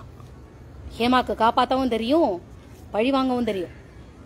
சத்துணவு பொண்ணு பத்மா ஒரு ஆபத்துல இருந்தா. ஐயோ என்ன கப்பத்துங்கோக்கா, ஹேமாக்கா வந்துட்டா, என்ன கப்பத்துங்கோ அப்படின்னா. நான் வர்றேன், யார்ட்டையோ பேசுறேன், என் குரலை கேட்டோடனே கப்பத்துங்கோ அப்படின்னு கேட்டோடனே பத்மா ஆபத்துல இருக்கா. ஹேமாக்கா கப்பத்துங்கோவா, வாடி, நீ எக்கெடுக்கிட்டு போனா எனக்கு என்ன அப்படின்னு அவ ஆபத்துல இருக்கான்னு தெரிஞ்சும் கண்டுக்காம நான் போனேன். அதுக்கப்புறம் அவ பல தடவை என்கிட்ட மன்னிப்பு கேட்டா. ஹேமாக்கா மன்னிச்சிருங்க, மன்னிக்கவே முடியாது அப்படின்ட்டு. ஏன்னா அத்தனை வேசிப்பட்டா எனக்கு அந்த பொண்ணு கட்டுனா சின்ன வயசுல. பத்மா உனக்கு ஆபத்து இருக்குன்னு உனக்கு காப்பாத்ததான் வந்தேன், நீங்க இனிமே எங்க வீட்டுக்கு வராதீங்கோ, உங்களை எல்லாரும் மோசங்கிறா, நீங்க அப்படி தேவையா, அப்படி இப்படின்னா. உனக்கு அப்படின்னா என்னன்னு தெரியுமா? எனக்கும் என்னன்னு தெரியாது. ஆனா இந்த மாதிரி நீ சொல்லிட்டு இருக்கிறேன், என்ன வராதன்னு சொல்றேன், ஆத்துக்கே வராதங்கிற, என் கூட பேச மாட்டேங்கிறேன், என்னது பேசாம காரணமே இல்லாம இப்படி என்ன பார்க்கும்போது தூணு துப்பிட்டு போவா, நீ வெறும் மோசம். அந்த பொண்ணு அவளுக்கு ஒரு ஆபத்து, பாலியல் ஆபத்து அப்படிங்கும்போது ஹேமா கண்டுக்காம போனேன். ஹேமாக்கு அதுவும் தெரியும், ஏன்னா என் வலி என்னன்னு எனக்கு தான் தெரியும். அங்கேருந்து ஐயோ பாவங்க நீங்க கப்பத்திருக்கணுங்க அப்படிங்க, இதனாலதான் உங்க குழந்தை நொண்டியா போச்சா குண்டியா போச்சாலாம் சொல்லக்கூடாது, தெரியுதா? என்னைய தப்பா பேசினவங்கள நான் மன்னிக்கவே மாட்டேன், போடின்றுவேன். நல்லா பதிவரதா பத்தினி எவ்வளவு வருவா, அவ வந்து காப்பாத்துவா. நானா உன்னை பொறுத்த வரைக்கும் நான் தேவடியெல்லாம் உன்னை காப்பாத்தினேன்னா தப்பாச்சே அப்படின்னு நம்பாடு கூலா போயிட்டேன். தெரிஞ்சோ தெரியாதவோ தப்பானவங்களுக்கு நம்ம உதவவே கூடாது. அதுக்கப்புறம் அவ ருசி கண்டு அந்த மாதிரியே போயிட்டா. அப்புறம் என்கிட்ட மன்னிப்பு கேட்டா, அவ அம்மாவும் மன்னிப்பு கேட்டுச்சு. மாமி இப்போ வந்து மன்னிப்பு கேட்டு என்ன பிரயோஜனம் மாமி? கல்யாண பொண்ணு, நான் என் கல்யாணத்துல இருக்கிறேன், எங்க புக்காத்துக்காரால கூப்பிட்டு நீங்க என்ன பத்தி தப்பா சொல்லி கொடுத்துருக்கீங்களே மாமி, எனக்கு பொண்ணு பார்க்க வந்திருக்கா, என்ன பொண்ணு பார்க்க வந்தவாள்கிட்ட போய் இந்த மாதிரி இந்த பண்ண உங்களுக்கு பொண்ணே கிடைக்கலையா அப்படின்னு சொல்லி அனுப்புனீங்களே, உங்க பொண்ணு ஆபத்துல இருந்த நான் காப்பாத்தணுமா? ஆண்டவன் நல்லா தண்டிச்சான் அந்த ஃபேமிலிய. நிறைய பேரை நானும் பார்த்திருக்கேன், எனக்கு விபச்சாரம் குத்துனவங்களெல்லாம் ஆண்டவன் தண்டிச்சிருக்கான். அந்த பிரேமலதா மட்டும் ஆண்டவன் ஏன் விட்டு வச்சாங்க? ஒருவேளை விஜயகாந்தோட பொண்டாட்டிங்கிறதுனால விட்டு வச்சானா? ஆமா, என்னமோ விஜயகாந்துக்கு அவ சேவை பண்ண மாதிரி உலகம் பாராட்டிக்கிட்டு இருக்கு. அவளை விஜயகாந்த இந்த நிலைமைக்கு முடக்குனதே அவன் தான். ஏன்னா 2014 என்னை வந்து பார்த்துட்டு போயிட்டான். 2014 அப்புறம் நானும் என் கணவனும் பிரிஞ்சுட்டோம். உன் பைசா அவன் யாருங்க தெரிஞ்சுட்டேன். உன் பைசா சம்பாதிக்க நீ ரோடு சுத்தம் பண்ணி கக்கூஸ் கிளீன் பண்ணி டாய்லெட் கிளீன் பண்ணிட்டு கூட நீ கொண்டு வந்து எனக்கு காசு கொடு. இதே வசனத்தை தான் நான் சொல்லுவேன். ஏன்னா நான் அறிவழகனை லவ் பண்ணியிருக்கேனே, எனக்கே தெரியாது ஏன் வசனம் வருது. நான் அறிவழகனை கல்யாணம் பண்ணியிருந்தாலும், அவன் ரோடு கிளீன் பண்ண வேலை பண்ணியிருந்தாலும், அவன் துப்புரவு தொழிலாளராக இருந்தால் கூட நான் அழகா அறிவழகனை கல்யாணம் பண்ணி சூப்பராக வாழ்க்கை நடத்திருப்பேன். ஹவுஸ் ஒய்ஃபா மட்டும்தான் நான் இருந்திருப்பேன். நானும் படிச்சிருக்கேன், வேலைக்கு போவேன்னா அவனை நான் சொல்லியிருக்கவே மாட்டேன். நீ என்ன கொண்டு வரையோ அந்த கொண்டு வர பைசால நான் குடும்பம் நடத்துவேன். அதுதான் ஹேமாவதி, புரியுதா? நானும் படிச்சிருக்கேன், உன்னை விட நான் கூட படிச்சிருக்கேன், நான் வேலைக்கு போவேன்னா ஹேமா சொல்லவே மாட்டா. வீட்டுக்குள்ளேயே ராணி மாதிரி அவர் சொல்லுவாரு, நீ எதுக்குப்பா மேல 12ஆம் கிளாஸ் படிக்கணும் சொன்ன, காலேஜ் ஏன் படிக்கணும், ஏன் கம்ப்யூட்டர் படிக்கணும், வேண்டாம், அழகா அறிவழகனை கல்யாணம் பண்ணிட்டு ராணி மாதிரி இருக்கலாமேடா. அது என் மனசுல ஆழ பதிஞ்சிருச்சு. அறிவழகனை கல்யாணம் பண்ணியிருந்தாலும், அவன் துப்புரவு பணியாளராக இருந்தாலும் ஹேமா அவங்க கூட அழகா வாழ்க்கை நடத்திருப்பா. கணக்கெல்லாம் நீ தான் பார்க்கணும். என்ன, நான் போய் கடையில போய் என்னத்தையும் வாங்க போறதில்ல. நீ என்ன ட்ரெஸ் வாங்கி கொடுக்குறியோ அதான் போட போறேன். நீ எனக்கு எது கொடுக்குற, நீ நான்வெஜ் சாப்பிடனா நீ சாப்பிட்டுக்கோ, எனக்கு சைவம் நான் சாப்பிடுவேன். அதுதான் ஹேமாவதி. உன் உணர்வுகளை நான் மதிக்கிறேன், என் உணர்வுகளை நீ மதிக்கணும். நான் காலம்பூரா சைவம் தான் சாப்பிடுவேன், நீ அசைவம் சாப்பிட்டுக்கோ. ஆனா நீயே சமைச்சு சாப்பிட்டுக்கோ, எனக்கு தெரியாது. எனக்கு அசைவம்லாம் எனக்கு சமைக்க வராது, சைவமே சமைக்க வராது. இதுல உனக்கு அசைவம் சமைச்சு நல்லா இல்லைன்னு சொல்ல வேஸ்டாவா? அப்படிதான் ஏமா குடுத்தனம் பண்ணியிருப்பா. நான் என் கணவர்கிட்ட கேட்டேன், நீ கக்கூஸ் கழுவிட்டு கொண்டு வந்து, அதுவும் ஒரு தொழில் தான், கேவலமான தொழில் கிடையாது. அப்படி கொண்டு வந்தா கூட ஏமா சந்தோஷமா நான் சாப்பிடுவேன். ஆனா புரோக்கர் வேலை பண்ணிட்டு விபச்சார இடத்துக்கு பொண்ணுங்களை கூட்டி விடுறது, சின்ன குழந்தையில போய் கடத்திட்டு போறது, இவன் கூட இந்த முரளி கிருஷ்ணன் ஒருத்தன் இருக்கான், அவன் சரியான பொறுக்கி. இவன் வாழ்க்கை கொடுக்குறேன்னு சொல்லி ஒரு விடவேற கல்யாணம் பண்ணிக்கிட்டு அவளை படுத்தாத கொடுமைகள் கிடையாது. அடுத்தவங்க பர்சனல் வாழ்க்கையை பேசக்கூடாது, ஆனா என் வாழ்க்கையில ரொம்ப பேசியிருக்கான் அவன் முரளி. என் வாழ்க்கையில நிறைய பண்ணியிருக்கான், அதனால நான் பேசுவேன். அப்போ 2 பேரும் பிரிஞ்சிட்டோன்னதுக்கு அப்புறம் இந்த பிரேமலதா என்ன பண்ணினா எங்கிட்ட கேக்குறா, உன் குடும்பத்துல யாருமே உனக்கு காசு கொடுக்கலையே, என்ன நீயும் வேலைக்கு போல, உனக்கு நொண்டி குழந்தை பிறந்திருக்கிறாமே, உன் குழந்தை திருச்சியில இருக்கா, குழந்தை என் கூட தான் இருக்கா, நான் புளியிட்டு இருக்கிறேன், உன் குழந்தை திருச்சியில இருக்கு, உன் புருஷன் பிடிங்கிட்டு போயிட்டானாமேன்னு இவ கார்ல வந்துட்டு என்கிட்ட நக்கல் அடிச்சிட்டு இருக்கா. ஏமா நீ யாரு, நான் பிரேமலதாவே மறந்தாச்சு, ஏமா நீ யாரு, உடனே டிரைவர்கிட்ட கேட்கறையே நான் யாரும் சொல்லணும்னு இந்த டிரைவர் நடிகர் விஜயகாந்த் இருக்கான்ல, ஆமா சினிமா நடிகர் விஜயகாந்த் தெரியுமே, நடிகர் தெரியாம இருக்குமா, நடிகரை தெரியும், அவரோட பொண்டாட்டி தான். சரி, அவரோட பொண்டாட்டி என்கிட்ட வந்து பேச வேண்டிய அவசியம் என்ன, எனக்கு ராமராஜனை தெரியும், பாண்டியராஜனை தெரியும், பாக்கியராஜனை தெரியும், ரஜினிகாந்தை தெரியும், சத்யராஜ் தெரியும், எல்லாரையும் தெரியும், சரத்குமார தெரியும், ஆனந்தராஜ தெரியும், சூர்யாவை தெரியும், விஜய தெரியும், ஆனா அவங்க யாருக்கும் என்னையே தெரியாது அப்படின்னு நான் சொன்னேன், அரிசியா அடுக்குனேன். அது மாதிரிதான் விஜயகாந்த் எனக்கு தெரியும், ஆனா விஜயகாந்துக்கு என்னை தெரியாது அப்படின்னா நான் எந்த அளவுக்கு நான் அம்னிஷியால இருந்திருக்கேன், எந்த அளவுக்கு நான் மறதியில இருந்திருக்கிறேன்னு யோசிக்கணும். எந்த அளவுக்கு குழந்தை தான் வாழ்க்கைன்னு, குழந்தை என் புருஷன் பிடிங்கிட்டு போனதுக்கு அப்புறமும் 24 hours குழந்தை குழந்தை குழந்தை குழந்தை குழந்தை நம்மளை விட்டு போனாலும், நீ ஏன் குழந்தை போய் பிடிக்கல, குழந்தைக்கு ஸ்கூல் ஆசை இருந்தது, ஸ்கூல்ல போட்டிருக்காங்க, சில டாக்டர்ஸ்ட் எல்லாம் பேசிட்டு வந்திருக்கேன், பேசினதோட அங்கங்க நான் இன்ஃபார்மர்ஸ் வச்சுட்டு வந்தேன், அங்க என்னென்ன நடக்குதுங்கிறது எனக்கு டக்கு டக்கு டக்கு டக்குன்னு விஷயம் தெரியும். என்னை பார்த்து நான் உண்மை தெரியாம பிரேமலதா ரொம்ப ஆடிட்டேன். என்ன கேட்ட நீ, ரெடி கேட்ட, உங்க வீட்டுல இருந்து உனக்கு யாரு காசு கொடுக்கல, உன் புருஷனும் உனக்கு காசு கொடுக்கறத நிப்பாட்டிட்டான், நீ என்ன எப்படி சம்பாதிக்கிற, என் புருஷன் உனக்கு காசு கொடுத்துக்கிட்டு இருக்கானா கேட்டையா இல்லையா, ஏமா உன் புருஷன் யாருன்னே எனக்கு தெரியாது, அப்புறம் உன் புருஷனும் நானும் ஊரை சுத்தும் போது உன் புருஷன் எனக்கு பூ தலைக்கு வைக்கிற பூவெல்லாம் வாங்கி கொடுப்பான், ஹேர்பின் வச்சு கொடுப்பான், ரப்பர் பேண்ட் வாங்கி கொடுப்பான், எல்லாத்தையும் அவனை விட்டு கிளம்பி வரும்போது எல்லாத்தையும் அந்த பேக்லேயே வச்சுட்டு வந்துடுவேன், சாப்பாடு வாங்கி கொடுப்பான், குச்சி ஐஸ் வாங்கி தாம்பே வாங்கி கொடுப்பான், அப்பா ஐஸ் தின்னதுக்கெல்லாம் காய்ச்சல் வந்ததுக்கு இந்த பிள்ளைக்கு எதுவும் வாங்கி கொடுக்கான்னு என்னை வளர்த்தவங்க சொல்லிட்டாங்க, தேங்காய் மிட்டாய் வாங்கி கொடுப்பான், அந்த என்ன கடலை மிட்டாய் வாங்கி கொடுப்பான், அந்த தீவனம் தான் கேட்டுக்கிட்டு இருப்பேன். சாப்பாட்டுக்கு அந்த 5 பைசாக்கு அந்த மிட்டாய் முதற்கொண்டு, இஞ்சி மிட்டாய் முதற்கொண்டு செலவழிச்சதுக்கு உண்டான காசை காரை விட்டு இறங்கின உடனே என்னை வளர்த்தவங்க யார் நிற்பாரு, நைனா முகமது நிற்பாரு, இல்லைன்னா இதயத்தில் இஸ்லாம் ஸ்கூல் அந்த பள்ளி ஆசிரியர் நிற்பாரு, இல்லைன்னா சினிமா தியேட்டர் ஓனர், சினிமா தியேட்டரில் கொண்டு விடுவாரு, சினிமா தியேட்டர் ஓனர் நிற்பாரு, இல்லை படம் ஓட்டுற நிற்பாரு, இல்லைன்னா டீ கடைக்காரரு எனக்கு அன்னபூர்ணின்னு பேர் வச்சாரு அவரு, இல்லைன்னா அந்த மரக்கடைக்காரர் எனக்கு கண்ணமான் பேர் வச்சாரு அவர் நிற்பாரு, இல்லைன்னா வளர்த்தவர் நிற்பாரு, எனக்கு கற்பகம் பேர் வச்சாரு அவர் நிற்பாரு, கரெக்டாக கையில் காசு, ஏப்பா இவளுக்கு நீ என்னெல்லாம் வாங்கி கொடுத்த, 3 நாள் 4 நாள் அவள் கூட்டிகிட்டு போயிருக்க, இவளுக்கு நீ என்னெல்லாம் வாங்கி கொடுத்தியோ அதுக்கு உண்டான சாப்பாடு எல்லா காசையும் கையில் கொடுத்த, என் பிள்ளைக்கு நீ கொடுக்க வேண்டியவன், நீ யாரு, அவள் வந்து தியானம் பண்ணணுங்கிறா, அவளுக்கு தியானம் பண்ணணும் ஆசை, உன் மேலே அவளுக்கு பாசம் இருக்கு, நீங்கள் 2 பேரும் ரதி மன்மதன் பௌர்ணமி காதலர்கள்ங்கிறதுனால தான் உன் கூட நாங்கள் அனுப்புகிறோம். அப்பவே விஜயகாந்தோட 1 பைசால கூட நான் வாங்கி சாப்பிட்டது கிடையாது. அது மட்டும் இல்லை,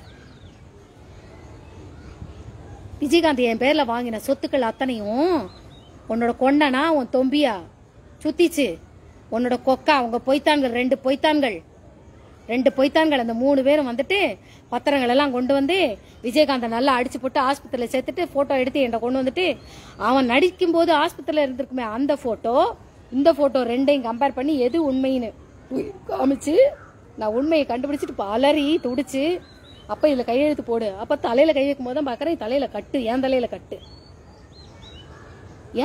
இப்படி முட்டுல பாக்குறேன் முட்டுல கட்டு, இது என்னது பஞ்சு பஞ்சா வருது, பார்த்தா இங்க ரத்தம், இங்க ஒரு கட்டு இங்க ஒரு கட்டு, தலையில தான் பெரிய கட்டு, இங்க கையில இது என்ன பஞ்சு கட்டி நாடகம் போட்டு அவன் நம்புவான் எல்லாத்தையும், ஆனா நான் நம்பல, ஆனா நிஜமாவே அடிச்சு நான் உண்மையை கண்டுபிடிச்சிருங்கிறேன், நிஜமாவே அடிச்சு பத்திரத்துல பூரா கையெழுத்து வாங்கிட்டு போயிட்டாங்க, மூலப்பத்திரம் சிபிசிஐடி மூலப்பத்திரம் எங்க, நீ கருணாநிதியை பார்த்து மூலப்பத்திரம் எங்க, ஸ்டாலின் சித்தப்பா பார்த்து மூலப்பத்திரம் எங்கன்னு கேட்டுக்கிட்டு இருக்கீங்க, மூலப்பத்திரம் எங்க? என் பேர்ல வாங்கின அந்த சொத்துக்கள் எல்லாம் எங்க? அப்புறம் என்ன கேட்ட நீ? உன் புருஷன் எனக்கு காசு கொடுத்து நான் சாப்பாடு குடும்பம் நடத்திட்டு இருக்கிறதா நீ கதை கட்டிட்டு இருக்கிற. வந்தேன் பாயிண்ட்ல, எங்க எதை பத்தி பேசினாலும் ஏன் சொல்ல வந்த பாயிண்ட்ல வந்து நிக்கிறேன். நானாடி மெண்டல், மனநல பாதிக்கப்பட்டவன்? வார்த்தைகளை அளந்து விடணும். யாருக்குமே எந்த ஒரு சாதாரண எப்பேற்பட்ட அறிவாளியா இருக்கட்டும், எப்பேற்பட்ட விஞ்ஞானியா இருக்கட்டும், எப்பேற்பட்ட சைபர் கிரைம் போலீஸா இருக்கட்டும், உளவாளியா இருக்கட்டும், யாராக இருக்கட்டும், அவன் செய்யாத தவறுகளை அவன் மேல பழிச்சொல் போடும் பொழுது மன உளைச்சலுக்கு ஆளாகி ஹிஸ்டேரியா மாதிரி அவன் கத்துவான். இது எல்லாருக்கும் வரக்கூடிய இயல்பு தான். இது கூடவா ஹிஸ்டேரியா பட்டம் கட்டுறவங்களுக்கு அறிவில்ல மண்டையில? என் மேல யாரா பழிச்சல் போட்டா எனக்கும் அதே கோபங்கள் வரும். இப்ப உனக்கு வருதுல, உன்னைய பத்தி நான் வீடியோ போடும்போது உனக்கு வருதோ இல்லையோ, மீச ராஜேந்திரனுக்கு நிறையவே வருது. ஆனா நான் பழிச்சல் போடல, உண்மையதான் சொல்றேன். வந்து கார்ல வந்துட்டு கேட்டியே, விஜயகாந்த் தான் எனக்கு காசு கொடுக்குறான். நான் விஜயகாந்துக்கு நான் எங்க இருக்கேனே தெரியாது, எங்க ஊர்ல போய் என் அட்ரஸை கேட்டுக்கிட்டு இருக்கான். அவன் வந்துட்டு போன விஷயம் தெரிஞ்சதுக்கு அப்புறம் தான் நீ என்ன ரொம்ப டார்ச்சர் கொடுத்த. 2015ல தன்னுடைய பசங்களுக்கு அந்த படங்கள், அந்த சகாப்தமும் இவனுக்கு அந்த இசை ஆல்பமும் வீடியோ வெளியிட்டு சக்சஸ் ஆனதுக்கு அப்புறம், அவங்க என்ன நன்றியோட வந்து பார்த்துட்டு போனதுக்கு அப்புறம், விஜயகாந்த் தூரத்துல இருந்து என்னை பார்த்துட்டு போனதுக்கு அப்புறம் நீ பாய்சன் கொடுத்து அவனை அடிச்சு அடிச்சு அடிச்சு அடிச்சு காலை உடைச்சு, கால் இருக்க போய் தானடா நீ பாம்பேக்கு போயிருக்கன்னு சொல்லி நீ என்ன சொல்லியிருக்கிற? ஆமா, விஜயகாந்த் வந்து 2019க்கு அப்புறம் நான் வந்து ஆண்ட்ராய்டு மொபைல் வாங்கி ஃபேஸ்புக்ல வரேன். 2019ல தான் நான் வந்து யூடியூப் எல்லாம் போட்டுக்கிட்டு இருக்கேன். இதெல்லாம் அவன் ரசிச்சு ரசிச்சு பார்த்துக்கிட்டு இருக்கான். மொபைலை பிடிக்கி அவனை வீல் சேரோட தள்ளி, அவன் அந்த பொம்பளை வீடியோ உனக்கு பார்க்காம இருக்க முடியாதா? அந்த ஃபேஸ்புக்ல அந்த பொம்பளையோடதையே நீ பார்த்துட்டு இருக்கானே, நீ அடிச்சு துன்புறுத்தினியே, சுத்தி இருக்கிறவங்க எல்லாம் அந்த வீடியோ எல்லாம் எடுத்துட்டாங்க தெரியுமா? பிரேமலதா, எனக்கும் உளவாளிகள் அங்க வச்சிருப்பேன் நான். அங்க என்ன நடக்குதுன்னு என்ன நினைச்சிட்டு இருக்க? என்னை பத்தி ஹேமாக்கு மறதி நிறைய உண்டு, புரியுதா? நடந்தது என்னங்கிற பார்க்கக்கூடிய உலகத்துல நான் இருக்கிறதுனால தான் வெளுத்தையும் நான் சொல்லிட்டு இருக்கிறேன். விஜயகாந்த் காசு கொடுத்துதான் நான் என்னமோ குடும்பம் நடத்துற மாதிரி. எவ்வளவு கேவலமா என்ன பேசினேன், எவ்வளவு கேவலமா என்ன பேசினேன். விடிய விடிய விடிய விடிய விபச்சாரம் பண்ணிட்டு விடிஞ்சதுக்கு அப்புறம் பத்தினி மாதிரி நான் எந்திரிச்சு வருவேனா? இல்ல புருஷன் ஷூட்டிங் பண்ணதுக்கு அப்புறம் பத்தினி மாதிரி நீ வேஷம் போட்டியான்னு திரையுலகமே அறியும். ஒட்டுமொத்த திரையுலகமும் அறியும், பத்திரிகை உலகமும் அறியும். சில பேர்களுக்கு தெரியும். யா காவாராயினும் நா காக்க காவாக்கால் சோகாப்பர் சொல் இழுக்கப்பட்டு. என்னை பார்த்து வார்த்தைகளை நிறையவே கொட்டிட்டு போயிட்டேன். ஆனா அப்பெல்லாம் நீங்க யாருன்னு எனக்கு தெரியாது. நடந்தது என்னன்னு பார்க்கக்கூடிய அந்த உலகத்துல இருக்கிறதுனால இவ்வளத்தையும் நான் கலெக்ட் பண்ணிட்டு இருக்கிறேன். விஜயகாந்த் என் பேர்ல வாங்கின அந்த சொத்துக்கள், அவன் அடிக்கடி விஜயகாந்த் சொல்லுவான், எனக்குன்னு ஒரு இடம் உண்டு, எனக்குன்னு ஒரு இடம் உண்டு, எனக்குன்னு ஒரு இடம் உண்டு, எனக்குன்னு ஒரு இடம் உண்டு. அதை நீங்க திரும்ப திரும்ப சொல்லி பாருங்க. அப்பா அவனுக்கு என்று எந்த சொத்தும் இல்லை என்பது புரிய வருதா இல்லையா? அவன் பேர்ல எந்த சொத்துமே இல்லங்கிறது. சுதீஷ்க்கு என்ன அவ்வளவு பெரிய பணக்காரன் நான் படம் எடுக்கிற அளவுக்கு?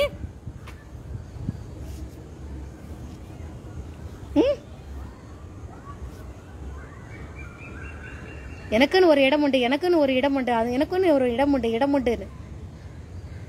அப்பா அவங்கிட்ட எதுவுமே இல்ல, எல்லாத்தையும் இந்த குடும்பம் பிரேமலதா குடும்பம் ஆடே போட்டுச்சு.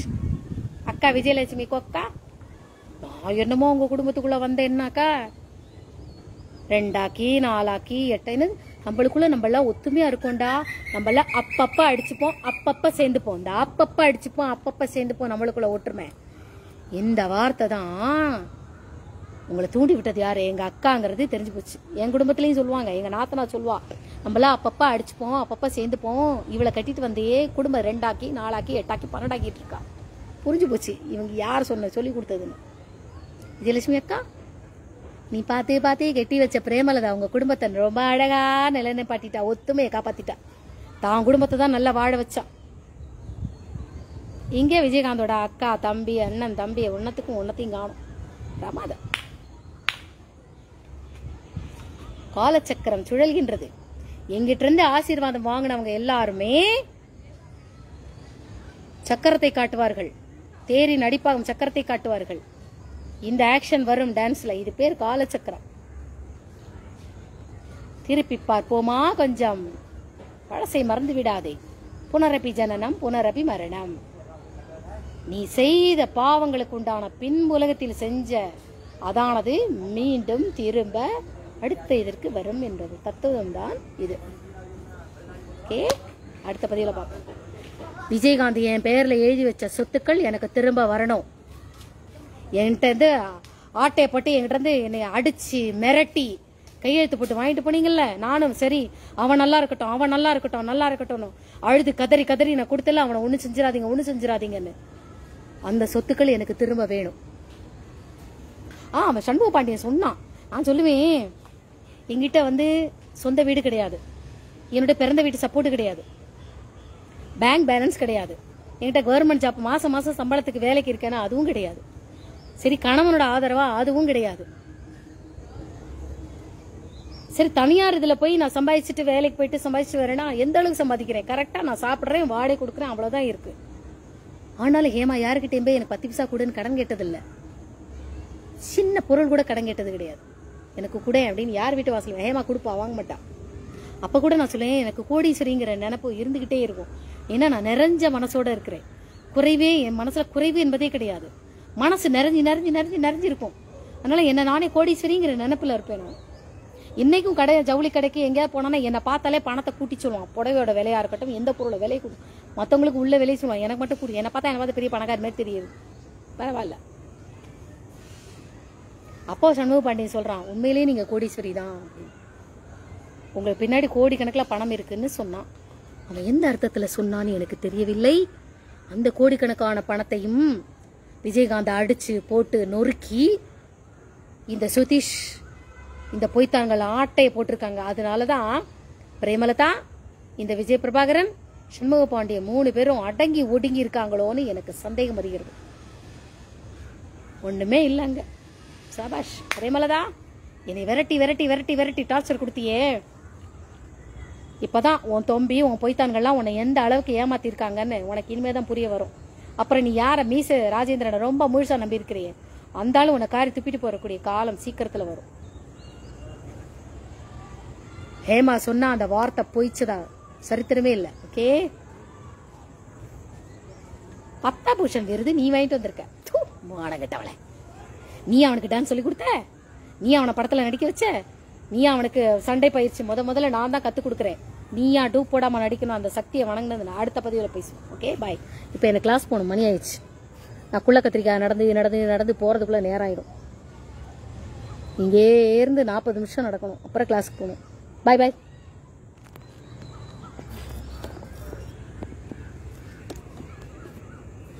சக்தி முருகன் இஸ் வாட்சிங். சக்தி முருகன் நீங்க யாரும் தெரியலையே. சக்தி முருகன் நலம் தானா? பாய்.